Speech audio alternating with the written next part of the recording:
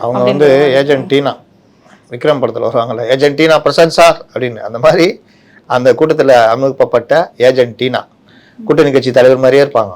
நேரம் பார்த்து ஏஜென்ட் டீனா வெளியே வந்துருவாங்க. அந்த மாதிரி வெளியே வரதான் என்ன எங்களுடைய ஆட்சி, அண்ணனுடைய ஆட்சிக்கு எதிராக பெரிய அளவில் எந்த அளவிற்கு குற்றம் இருக்கிறது? பாலியல் குற்றங்கள், மது போதை, இதை தாண்டி வேற என்ன குற்றம் சொல்ல முடியும்? இது ரெண்டு தான் பெருச. தமிழ்நாட்டை கள்ளச்சாராயம் மது போதையில் வர்றது தானே, குடும்ப வன்முறை மது போதையினால வர்றது தானே, சட்டம் ஒழுங்கு பிரச்சனை மது போதையில் வர்றது தானே, பெண்கள் குழந்தைகளுக்கு எதிரான குற்றங்கள், பாலியல் பலாத்காரம் எல்லாமே மது போதை, மெத்து, கஞ்சா இதனால வர்றது தானே. ஒரு தலைமுறையே சீரழித அது வந்து மது போதையினால வர்றது தானே. எவ்வளோ சாதாரணமாக இருக்குது இவங்களுக்கு. இவங்களுக்கெல்லாம் தமிழ்நாட்டு மக்களை பார்த்தா என்ன நினைப்பு? மது போதை கலாச்சாரம் பெருகுதுன்னா இவங்களுக்கு ரொம்ப சாதாரணமாக இருக்குது. அதுதானே. என்ன செஞ்சான் கட்சிக்காரன், என்ன செஞ்சான் அப்படின்னு வடிவேல் பேசுவார். அந்த மாதிரிலாம் பேசுகிறாங்க.